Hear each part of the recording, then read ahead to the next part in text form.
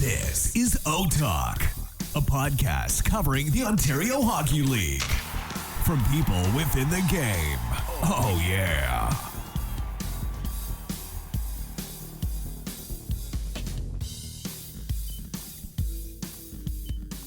Alrighty, guys. Welcome back to the third edition of the O-Talk podcast, hosted by Jordan Jacklin, joined by Josh Kim and Frankie Benvenuti.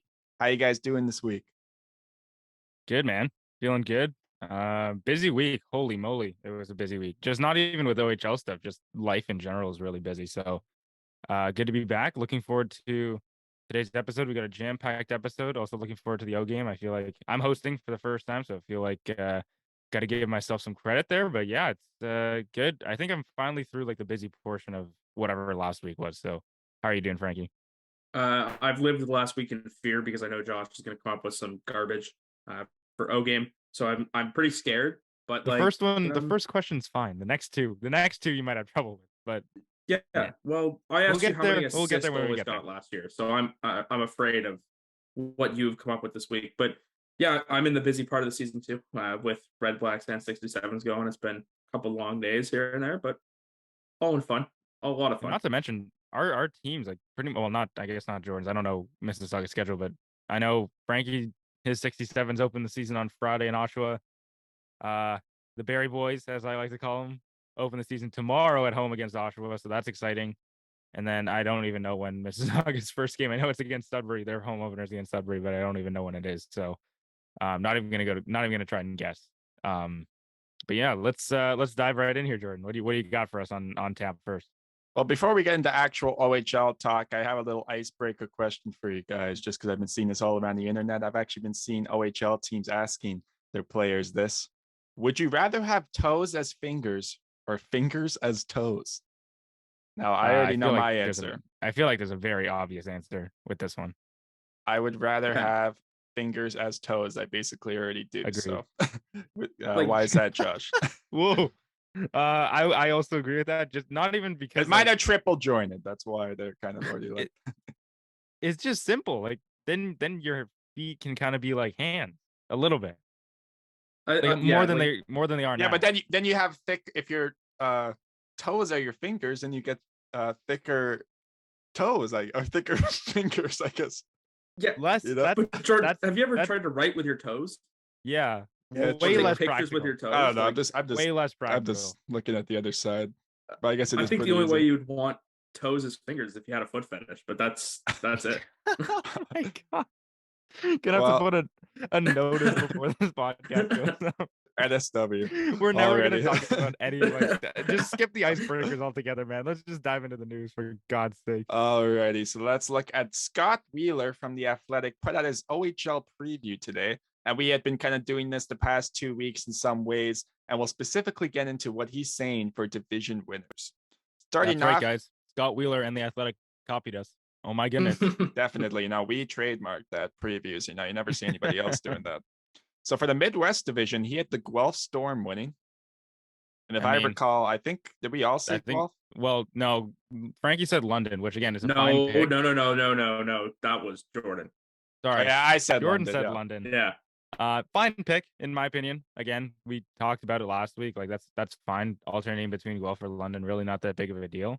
But Scott Wheeler thinks Guelph, and I agree. Now for the West, I know Frankie and I picked this team, the Flint Firebirds. Yeah, so I'm gonna go out and just say I was very uneducated in that department. So I think I'm gonna switch over to Flint, but I still have faith in the Sioux.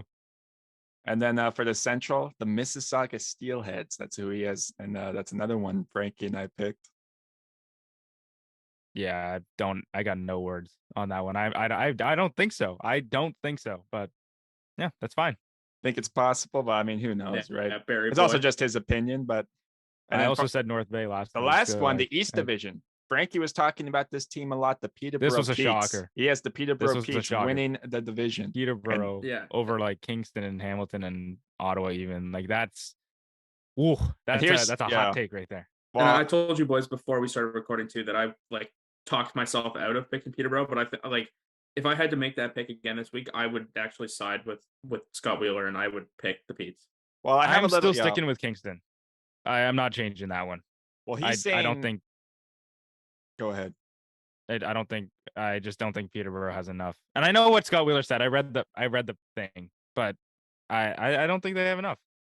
I'm not going to read the whole article for you because obviously that's kind of a bad thing to be doing considering it's paywall. But just like a tidbit that he's saying, like, Peterborough's got a strong nucleus of 19-year-olds that are ready to compete, led by guys like Chase Stillman, led by guys like Tucker Robertson, J.R. Avon, Connor Lockhart. He thinks those guys are going to be able to really Connor help them take that Lockhart was a next step. sneaky addition for them.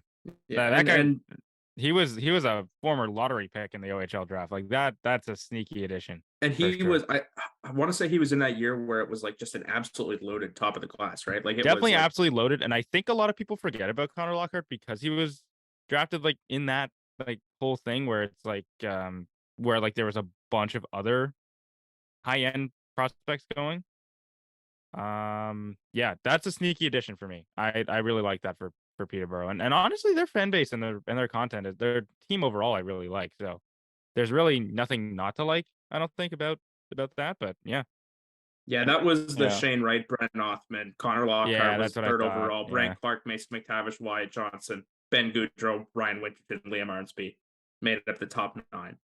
Yeah, that's J.R. Avon, by the way, was number 11 in that draft, so he's also still on that Pete's team. yeah. And Frankie, I thought you'd find this interesting. Wheeler actually had some notes on the Ottawa 67s, as you do, as you believe, I believe as well. He thinks they're going to take a step next season. They do have depth issues per se, but they have a strong core. They got guys like Jack Beck, Tyler Boucher, Braden Stonehouse, and overall they've added guys like Henry Muse. What about Luca Pinelli, man? You And just Luca completely Pinelli, of overlooked course. him. Luca was Luca mentioned Pinelli. in this, yeah. But he wasn't mentioned. That's what I mean. I'm only Oh, was he mentioning not? He's not mentioned by Scott Wheeler in that. So interesting fact. Do you think he no, should? yeah, be? yes, he's right at the bottom here. Okay, well, the part I have in that doc, I don't see him, but I don't think he has him he's as a down there. core. No, not as a core, but he says okay. look for Luca Pinelli to be an impact guy. There we go. The depth thing, I think that's super, super valid. The thing I will say though is this is a team that right now has 8 OHL defensemen, maybe even 9. They're going to make some moves.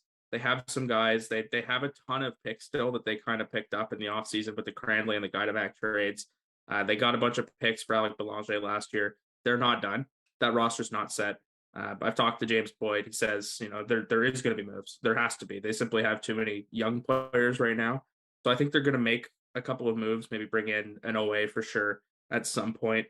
And, but I think it'll be a lot of wait and see too. If they start off really hot, then they might strike something. Definitely agree with all points made. Now we're going to jump into a bit of his other predictions he made, just because we haven't really touched up too much upon this. He has Brendan Othman leading the league in scoring next year. Do you think that's likely the case, or do you think maybe somebody else steps up? He also has guys like Wyatt Johnson, Shane Wright, if he returns potentially. Do you think it could be just completely an off the record guess? I mean, it's a pretty safe bet going back to the guy that was like dominating last year. And like, again, when you think about these guys that are coming back for another year, like you think they're just going to elevate their game even more. So honestly, full credit to Scott on that, because that's a really safe bet. Like you can't argue that. You could say you can't really, there's no argument against Brendan Othman because you could always say he did it last year. So like there's really no argument. Now, I think where the conversation does get really interesting is where you factor in the Wyatt Johnsons and the Shane Wrights and all that stuff and see if they take even an even bigger step forward, because, that could always happen. That's always a possibility. In terms of people kind of off the board to lead the league in points, I really don't know if anyone comes close to like the Wyatt Johnsons and the Brendan Othmans of the league.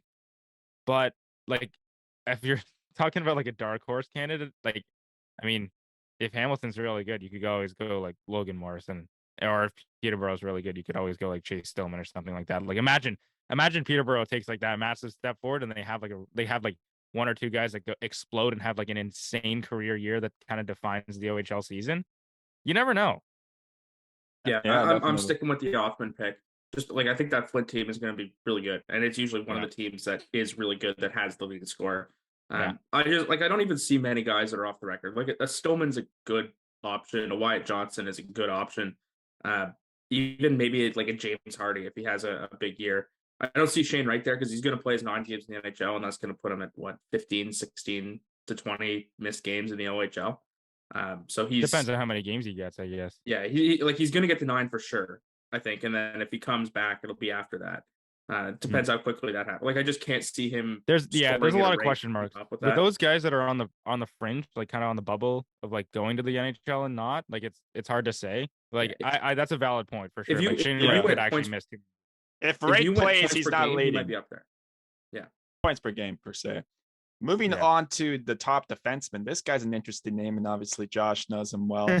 Brant Clark. This guy's looked great, by the way, in training camp. Had a great stretch pass to Kevin Fiala for the primary assistant yesterday at the time of this recording's preseason game for the Los Angeles Kings. He has him rated as the top defenseman for next year if he does indeed go back to Barrie and play. What do you think of that, Josh? Look, there's really no question about that. Like that should be unanimous, I think, across the league. And he was hurt last year, like well, not a lot, but like still a decent amount.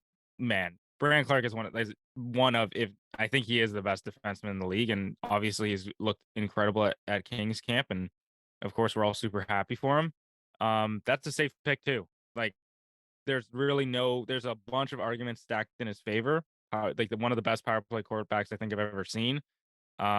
Yeah, that's a safe pick for Scott for sure. And that's definitely my pick. Trying to, get the bias aside here, but like looking at the facts and the arguments, you kind of have to sit with yourself and be like, yeah, I'm from the team. I see him a lot and I see him play a lot, but you can't argue with the facts. So I'm sticking with that one for sure. Especially like I think the defenseman of the year award kind of always goes to the guy that scored a bunch of points as well. Like, it doesn't matter if you make a couple of mistakes in the defensive zone. If it comes down to a guy who scored 6 points but had the fewest or the lowest expected goals against when he's on the ice versus Brant Clark, who scores 80 points next year with 15 goals, who's it going to go to? Like it's going to be Clark, right? So but I think even then, like Brant isn't even like a slouch on defense though. Like he plays top pair I would minutes like to see him take the next step and for shuts sure. down like everybody just as well as the other defensemen in the league though. Now, I am curious to hear like who would be your picks beyond Brant Clark for defenseman of the year. Well, I find it Man, I don't even fascinating. Scott Wheeler, Ethan Del Mastro, he has as like the fourth option there. You know what? That's name. not a bad pick either. That's not a bad pick either. And because like Mississauga can score a lot, so there's the point. The point like parallel is going to be there. And plus, Del Mastro makes a much bigger presence on the ice just because he's way more physical and has that stature. That's not a bad pick. And this is and his draft +2 season as well. Draft so he's a bit of an older guy, and he's coming off a great summer. And so I'd say he's full of confidence for sure, like entering this year and motivated more than ever, I'd say. So that would be a good bet to make as well. And he I'll also take the cop out and just go somebody for Mississauga. It's just such a good defensive unit. So there's somebody there that it's going to be up there for sure. Look out for Christian Kyrou of the Erie Otters potentially in that conversation as well. For the rookie conversation for top rookie next season, it's really going to be Michael Misa versus Malcolm Spence, the battle of the M names next year. What do you guys think? Do you think Michael Misa, who has this exceptional status labeled term for him, do you think he's going to live up to the hype, or do you think a guy like Malcolm could come in and maybe steal the show?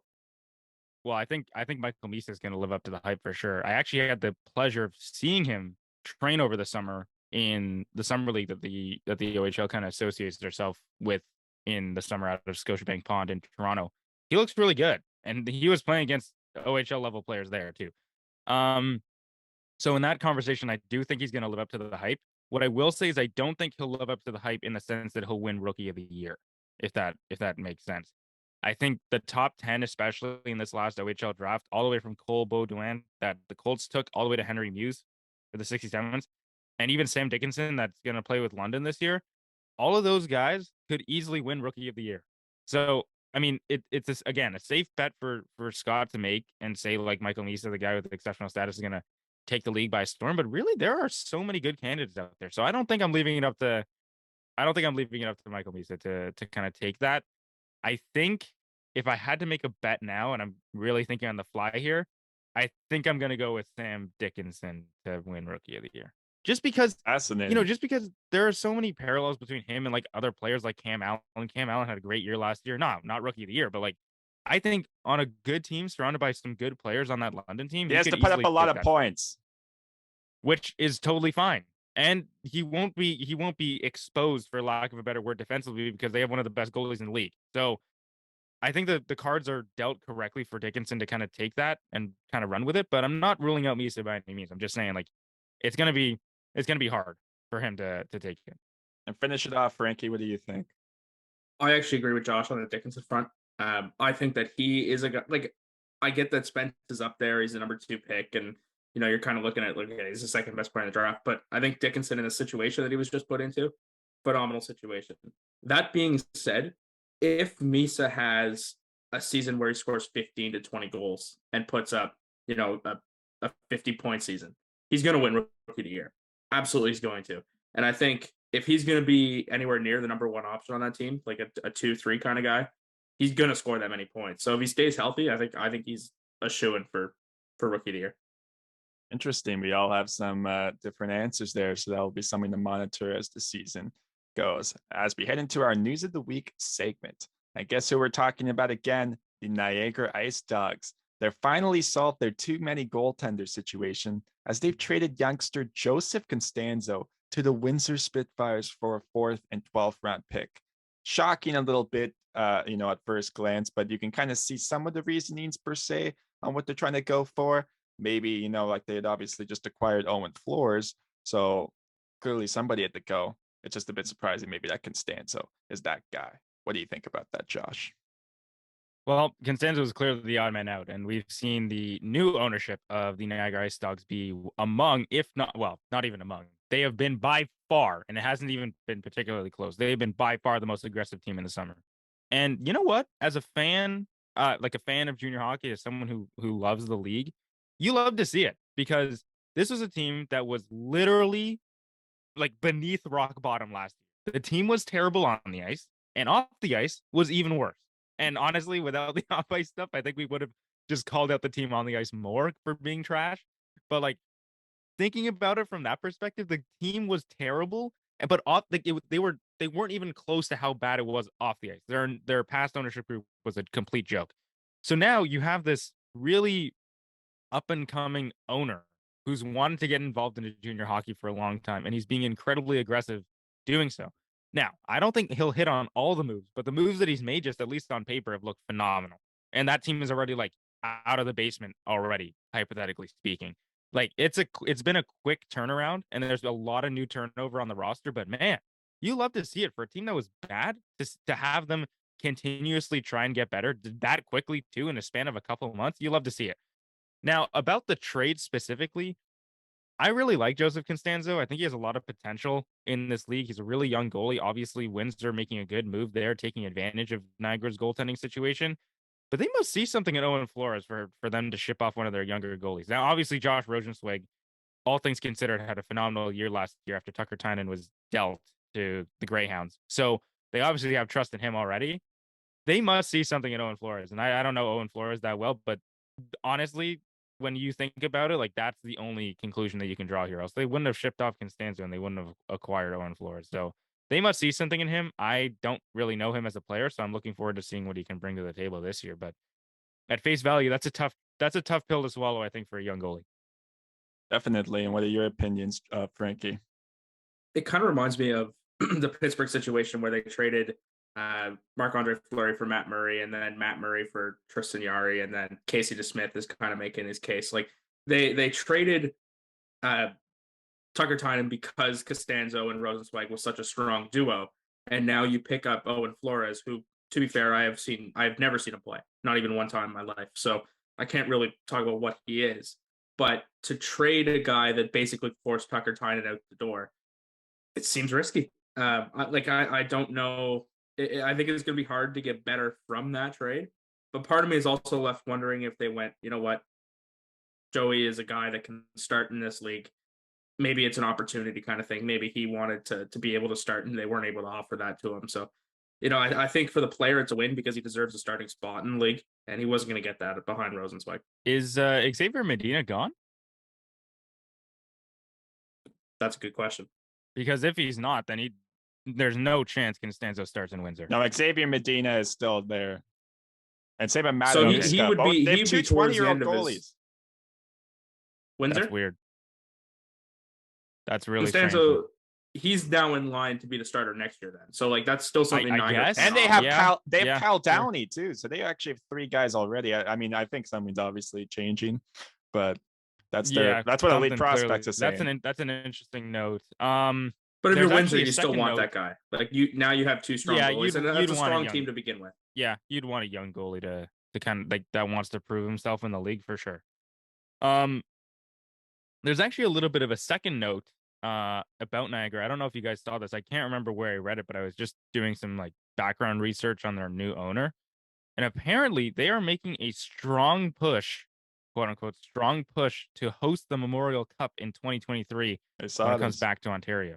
They're doing a That lot more is a marketing. very interesting development because not only could we potentially cover the Memorial Cup if it comes like when it comes back to Ontario, obviously, but like that's another like wrinkle in the story of Niagara, like resurrecting their franchise pretty much. And then he also went on to say like he would never sell the team. I'm like, that's even better because Niagara has a great facility, their fans are good, and yeah, as soon as new ownership is in there, I feel like it would turn around. Like, I mean, you can only go up from rock bottom. But I found that very interesting. Like that, you don't see many teams like well in advance already making a big push for it. So, and the Meridian Center could easily host Yeah. a tournament of that magnitude. So, fingers crossed. Let's hope it happens. And yeah, I think just thought that was another interesting. interesting point of them too is they just announced an affiliation with the Brantford 99ers. And then there's the junior hockey connection with the owner, by the way. Yeah, in case you and guys didn't know. if you've ever checked their like it was, this is the owner who I think has been connected to a lot of the Brantford OHL stuff. So people Yeah. are concerned that He was in the he's gonna- OJHL and other leagues in Ontario before Yeah. the O. So it makes sense. It would only make sense for that to happen. But there's been a lot of concern for people that are saying, okay, they're just going to pick this team up and move them to Brantford, which I don't think is going to happen. And I think saying, okay, we want It's not going to happen. Memorial He Cup. said it on like in writing, and I'm assuming on the air too. Yeah. He said there's no way they're in his ownership tenure that they're moving the team. So, and if they did, I think there'd be another team there very quickly. But I think eventually there will be a team in Brantford. I just don't think it will be the Ice Dogs. good point. Fascinating stuff. And our last bit of news here before we talk about some updates to the league rulebook that were just announced. Some captaincies and assistant captaincies that are a bit notable in the league. Colby Barlow being named These captain are of Owen I'm excited Sound. for. And I'm really excited for these. So Owen Sound names Colby Barlow their new captain. And then Callum Ritchie, 2023 draft eligible prospect, named the assistant captain in Oshawa, with Leighton Moore taking over the captain duties. Side note, it's unbelievable nice to me that Leighton Moore is already an overager. It feels like just yesterday he was getting traded. Yeah, it definitely does, you know. The Colby Barlow news, I'm ecstatic for Colby Barlow. That is phenomenal news. But also, that just speaks to him as a player and as a leader. He is so young and now is immediately being handed over the keys, basically, in Sound. So, does he get the captaincy if he plays on another team? Maybe one that's close, not as far north? Maybe. But man, that, like, again, congratulations to him because that's simply phenomenal. That's one of the things we've only heard amazing things about Colby Barlow, by the way, as both a person and a player. So seeing that announcement was just the cherry on top. That's what I like about those northern communities, though, where that like they just don't have much in the way of sports. Like Colby Barlow can now become like a household name, one of those guys that city hero, forgotten in Owen Sound. Literally. Exactly. Yeah. I think that's one of the special things about junior hockey. So like massive congrats to him, but also the city of Owen Sound, like that is a good kid that is going to be a household name there. I think that's fantastic. And on that note, shifting over to Oshawa, which is obviously a bigger city, but still rich with hockey culture. Callum Ritchie, man, wearing the A on your chest when you're that young as well, that definitely a notable accomplishment. And obviously there are so many heroes that have come out of Oshawa, but just imagine if Callum Ritchie goes in the top 10, which he's projected to be in the early. I think he goes top 5 so far. Wow. Even top 5. Bold Imagine like how quickly they would give Callum Ritchie a statue outside of Tribute Community Center. But that's just phenomenal news. And Leighton Moore taking over as captain. I mean, there wasn't really any other choice on the general. So congrats to both of them, or all of them actually. And that's just obviously we love to see it. Younger leadership. Why not? For sure. And before we head into the O game, I'm just going to touch upon one of these new rules. We don't need to get into all of them. There's just one intriguing one I want to get your guys' opinions on that the OHL just announced this week. And that's an icing rule revolving around line changes. So this is the new rule as written in the rule book. When a team ices the puck, they will not be permitted to make any player substitutions prior to the ensuing faceoffs, save and except for instances involving the replacement of a goaltender who had been removed for an extra attacker, an injury, or when a penalty has been assessed, which affects the on-ice strength of either team. Should either team elect to utilize their team timeout at the stoppage of play, both teams will be permitted to make a player change. What do you guys think? Do you think this will help the game at all in general, just with this general change to the icing? I think it's important to note what that rule change is coming, like is what is actually changing, because I believe last year teams were permitted to make changes on icing if they iced the puck outside of their own zone. That is a really interesting rule. I don't like, I'm going to preface this by saying I don't think it'll impact too much, but it might, in the sense that, well, players are going to be more tired and probably more conscious of where they dump the puck in from. But also, I think the most important aspect to kind of consider through all this is I think the debate of where a player dumps in the puck is going to be the most adamant with this rule change, because even last year, even when referees, linesmen were calling icings, even when players could change, there was still some pretty heated arguments between whether they were over the red line or not. So now that you take that change aspect out away from things, it could add a very interesting set of complications between coach, referee, player, referee interaction. I'd like to hear your thoughts, Jordan, and obviously Frankie. I think it actually kind of takes away some of those heated arguments, because I think, as like I've refereed before, I know that watching to make sure the puck is over the red line is hard enough. Now, if you throw in needing to see where the puck is relative to the blue line and the red line at the same time, you're watching a lot of stuff, as well as like everything else, high sticks, like glove hand passes, whatever. So I think that there's just, I think this is more of a refereeing change that needed to be made rather Maybe to than simplify the game game a flow little kind of bit. thing. Is that what you're saying? Exactly. Like, yeah, Exactly. I see that. Yeah, I'm taking Frankie's stance there. Obviously, I mean, this rule's getting changed for a reason, right? Somebody had to have brought it up. So Yeah. if it's could be likely the referees. It's not really worth it to have the whole blue line discussion either. I wasn't a huge fan of that rule anyway, because like you can still change, so you can technically dump it in from outside your zone. I just thought that was really stupid. So, I like this rule change. Yeah, and I think one of the things with junior hockey too is it's meant to be fast paced, exciting. So allowing people to just shoot the puck down and change really doesn't do much for me in the way of like keeping things fast paced. And so, you might see a few extra mistakes this year, a couple of extra plays that would have been dump ins last year, maybe get turnover in the neutral zone and go for a goal the other way. Yep, and it will sure be fascinating to see if it does end up having any sort of impact at all in this coming regular season.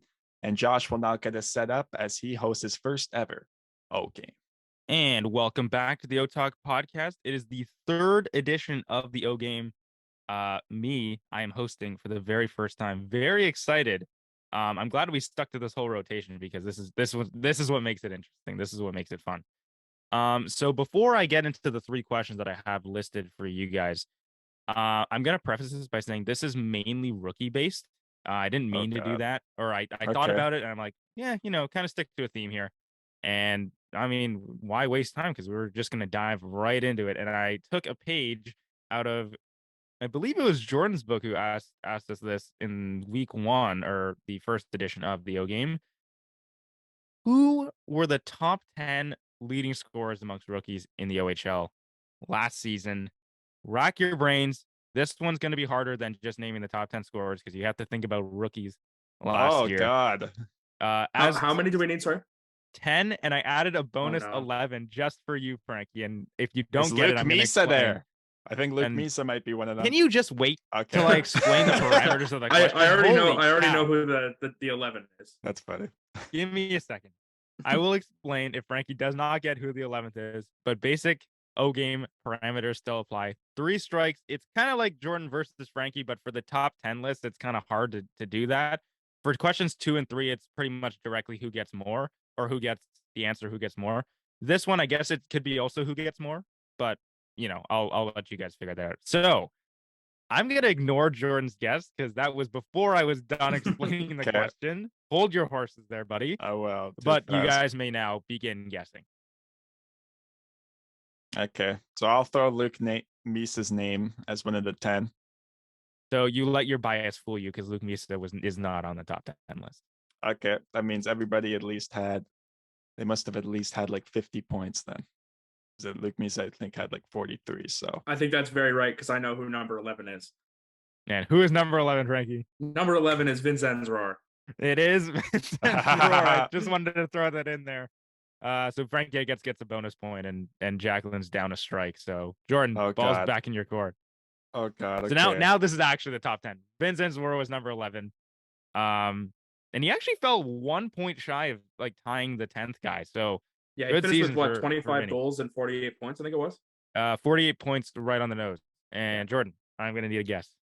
Man, the early stage of this game is easy because you have 10 names to guess. Like David Goyette was a rookie, right, last year? So he's obviously on that list.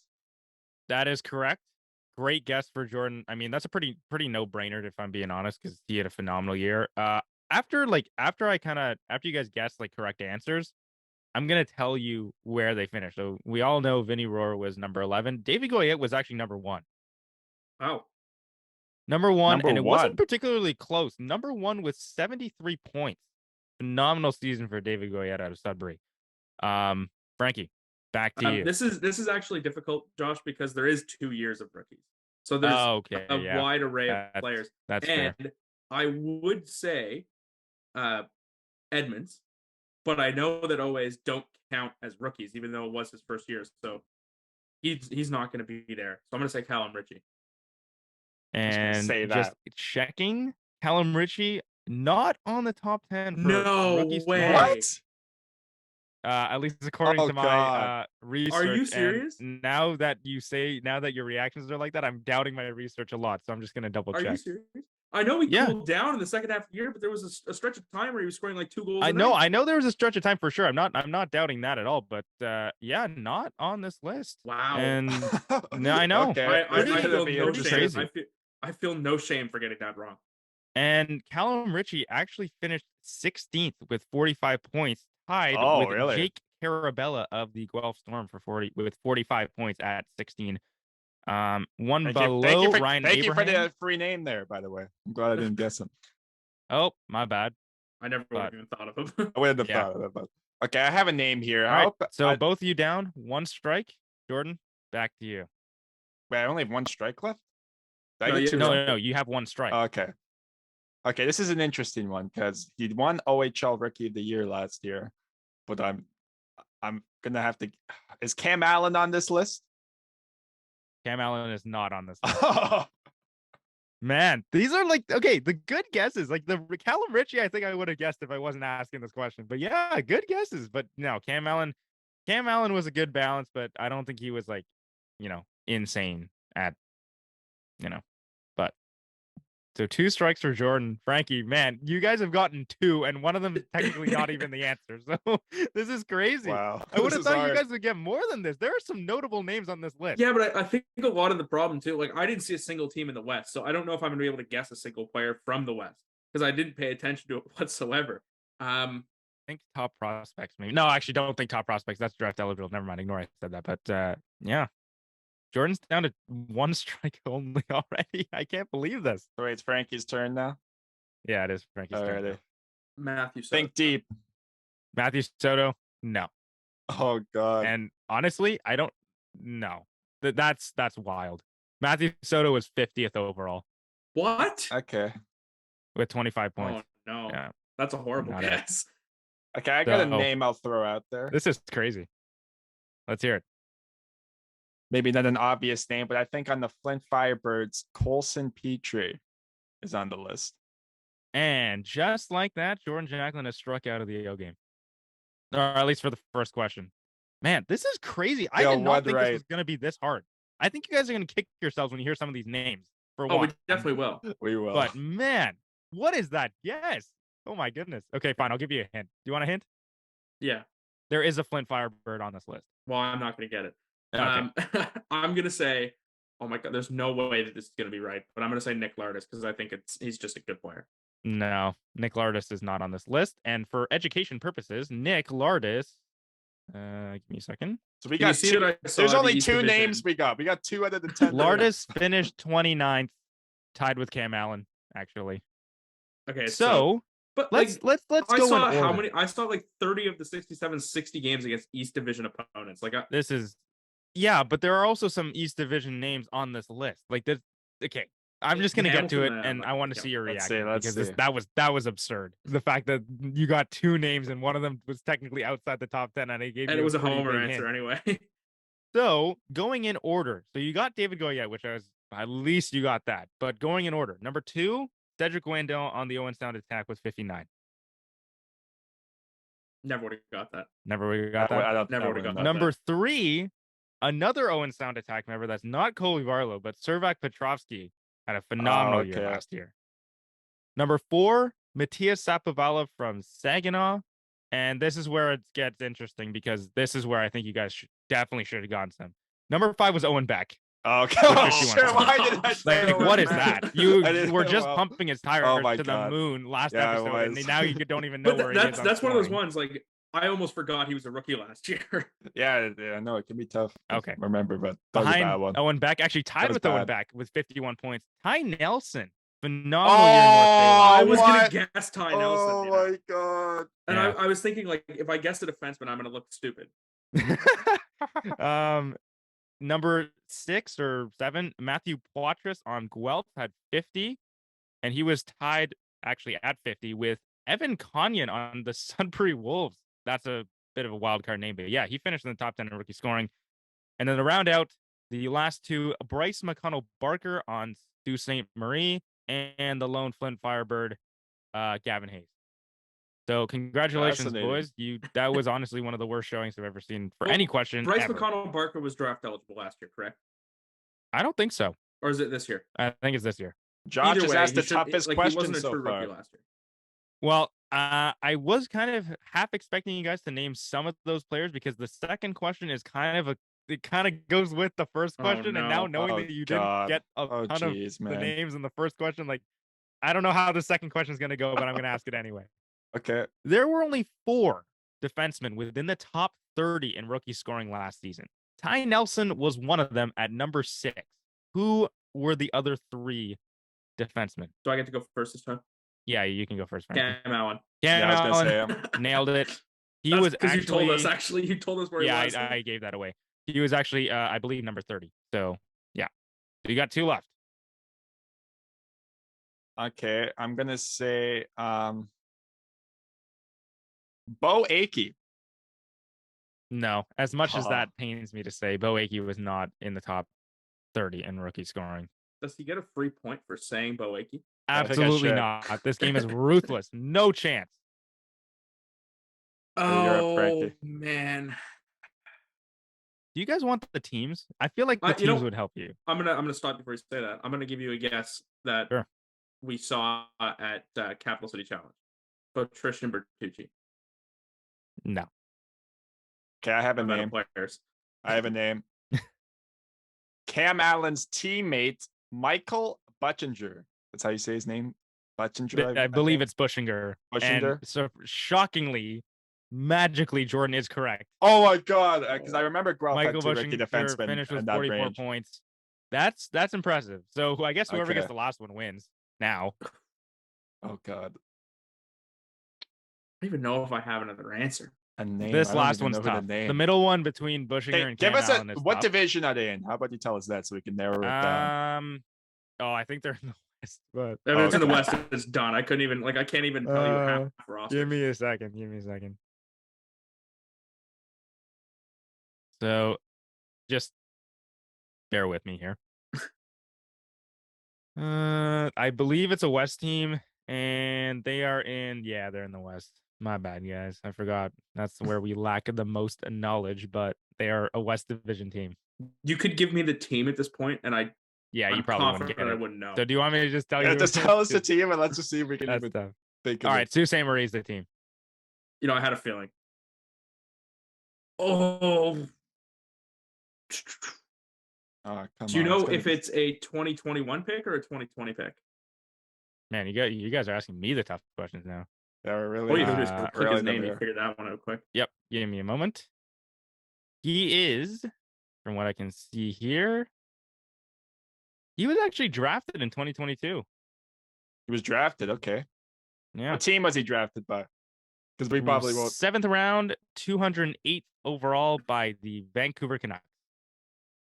So good Jordan, do luck you with have that one. any guess? I don't think I can name anybody. Like I I'm don't gonna think be I can honest name a with defenseman on that team other than O'Rourke. Yeah, it's not O'Rourke, so I'm just Yeah. gonna cross that one off. I know it's Okay. not O'Rourke because he's like an away next year. Okay, from Yeah, the we sounds of lost. We things, lost. it sounds like you want to tell me. But the other defenseman, the fourth defenseman that you needed, is notable Gold Star represent I don't even know. GoldStarAthlete.com. Kirill Kudryavtsev. Yeah. And I actually knew that because my boss in Barry is knows some Gold Star guys. So whenever Stu comes to town, he's like, take photos of the Gold Star players, and Kirill was actually one of them. So I knew the name. I'm not really shocked you guys didn't. I keep forgetting the West thing is screwing you guys up. But We'll be better this Two- year because Yeah, I I'm think gonna in pay Ottawa more we see attention. yeah, there's gonna be a lot more travel with the team. So the that's good. The to West see. teams come early here too, so I'll kind of like Yeah. I think we get Erie this weekend, Kitchener next weekend, and then Sioux like super early too. So the third question is not really like stats related, or it is stats related, but it's not really like this year of rookies, if that makes sense. So I'm hoping, and it's only one player, so I'm hoping you Oh, guys can get this. So hear me out on this. I actually Okay. did a lot of research on this one, and I'm very proud of it. So, Interesting. born in 1999, this player is the youngest player within Kingston's top 10 goal scoring and point totals in franchise history. Bonus points if you can name what year he was drafted as well. So we're looking for one player, and the bonus, obviously, what year he was drafted. Are you saying NHL draft or OHL draft? NHL draft.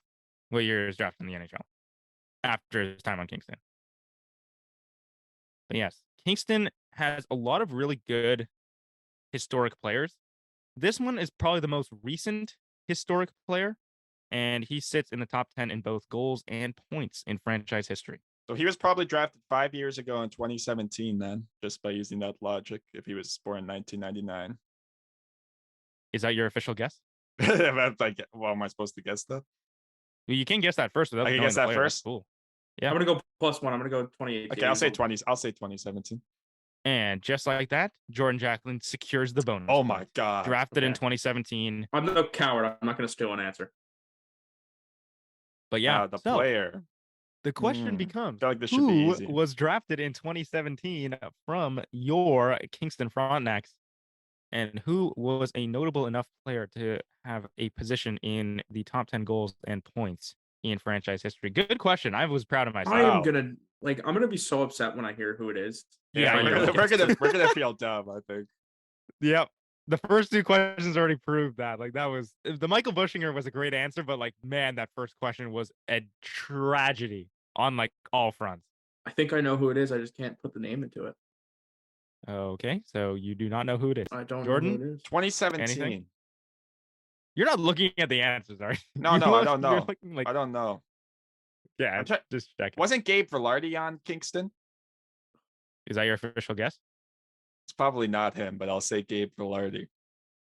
And that is one big red X right in your face because Gabe Velarde, I believe, actually, maybe he was on Kingston. You might be onto something, but it's not Gabe Velarde. I don't even know if I can give you an answer, Josh. Oh, come on, Frankie. This is recent. I know it is. And you're right, Jordan. Gabriel Velarde was on Kingston, but that is a phenomenal guess. But no, good guess though. I applaud that. So let's let Frankie throw a name out there, and then we'll go back. To Yeah, I know it's not Dow Cole. I know. And Oh, this is Dow- Dow 2017. Cole- That Yeah. would have been 3 years prior. Yeah, like I legit, I'm gonna be upset when I hear it because I It's not Michael Dalcole. Back to you, Jordan. And didn't Dalcole play for the Gens? But was he also? he was Frontenac traded to player? Kingston late, Oh, okay. so I don't know. I don't know if you're looking at like overall career, like all these points were scored with Kingston. I believe so. Yes. Let me Okay. just make sure. Why not? Can I hazard a guess at who drafted him in the NHL? I can give you when he was drafted. I think giving you the team might give it away a little bit. And no, not all of these points were scored with Kingston. I can give you his other junior team as well. Yes, He played his fourth OHL season with the Niagara Ice Dogs and was drafted in the second round of the NHL draft in 2017. I believe 39th overall, if I'm not mistaken. 39. I didn't think you'd ask me that. That's why I didn't write it down. But Yeah. So let's think I'm gonna about confirm. this. This guy was a 39th 2017 overall. pick. Correct. A second-round pick. Was this dominant in junior? He's probably a decent NHL player at this point. He's probably just coming to his own, I imagine. Might be, but he also might be a bust. Who knows? Yeah. Oh God. I'm honestly just gonna go on a limb and say whoever gets this answer wins the whole episode 3 of the O game. I'm picturing his NHL. Like, I feel like I know who it is, but I just Let's like think. I'm going to use my brain here. Who drafted 9th overall in 2017? Because that could be who had the pick unless they traded it. Oh, and here we go with the math skills. Jordan, But they also could have traded it, so I could be like, I could end up using that. Could be flawed logic. That's a very, very, very smart, smart way of thinking. But I will tell you right now that the team that drafted 39th overall did not draft 9th overall. Well, thank you. All right, respect take back the to the logic, trade tree. Who but doesn't traded what apply. where? Yes, trace a mystery draft pick. So remember, back. this is the Nico Hischier, Nolan Patrick draft. So those were the type of names that were being picked. Then I went Miro Heiskanen. I love this question so much that it's Who like, else was so in like, 2017? Miro Heiskanen And Miro Heiskanen. and Kale This McCarr. was a Dallas. forward, right? Kale McCarr, Elias Pettersson was in 2017. Nick Suzuki. Wait, Dallas. Dallas had like a crazy 2017 I know draft. who it is. It's Jason I know who it is. Robertson. And Jordan Jacklin Oh my steals God. the O game. As Let's soon as he go. said Dallas, I Working- knew who it was. Working back in order. Phenomenal job, sir. Because I just remember applaud you. because like in that draft they got like Miro Heiskanen, Jake Ottinger, and Jason Robertson. Like they basically set up their team. And just forever. like that is how logic prevails in the O game. Phenomenal work to get back to that answer. I'm so But mad yes, about that. Jason 'Cause I- Robertson, brother of Leaf legend Nick Robertson, is actually one of the best players. It's funny because I can't even So picture anything. Like I can't even picture what Jason Robertson was like in Kingston. I can't even do it either. I But when I can. searched up like Kingston's all-time leading point getters, and he was like by far like the youngest player on Wow. that list. Like, yeah. So that concludes the O game. Jordan takes the W. I don't know what the point total is. I don't know who has this many wins, but it's back That's in your my court first for next win. week, Jordan. Yeah, That's definitely your first win. Yeah. I think we but all it's have back one in your win. court. That'll be the last time I ever win one. Like I'm never gonna win again. I'm absolutely. When horrendous. did Frankie win? Last The, week? the first one, because we had that one question yeah. where we got to pick different people. The other one, me and you were working together. Wait. What question was that? Because I don't remember. It was like losing. the first, whatever our first question of the thing was. I can't remember what it was. Oh yeah, like I think it was naming top 10 or point. Was it top 10 I don't know. scorers. Okay. Yeah. I think I don't know. I don't know. I probably haven't won anything, and I'm probably not going to win anything. Trivia, I'm Well, not gonna. the O game is back in Jordan Jacklin's lap next week. Very much looking forward to what he has to come up with. What did you guys think of the questions? I was very proud. Yeah, you especially should that be, third man. Those were the toughest questions we've heard so far. I think. Let's try and tone it down a notch for like next week. That's Maybe just me. something a little bit tougher than how many teams have yellow in their logo and then get the answer wrong. Yeah. Yeah, Make no, sure maybe you know don't do your that. stuff, man. Yeah, definitely, man. But overall, guys, it's been a fun show, and we're 3 episodes into this now. We've really launched this podcast off. We've even got an intro now. We're really moving up here, and I'm excited to just keep getting rolling as the season gets set to go underway. And Any the final season started. thoughts? I know that's crazy. Yeah, I We're mean, gonna the have we're gonna have season games is- to talk about. We're gonna have Yeah. actual games to talk about. Yeah. I don't know how many games we're gonna have to talk about. Like, we might honestly.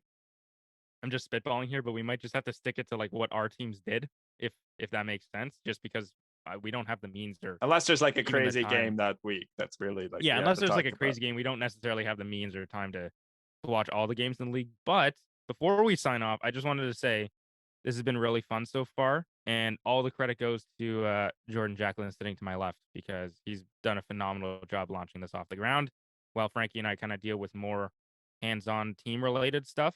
It's been great. So full credit to Jordan Jacklin, but it's been an absolute ride so far. The O game's my favorite, by the way. Like that's amazing. Yeah, for sure, guys. I I do- mean, full credit to everybody as well. You Before go, we Frankie.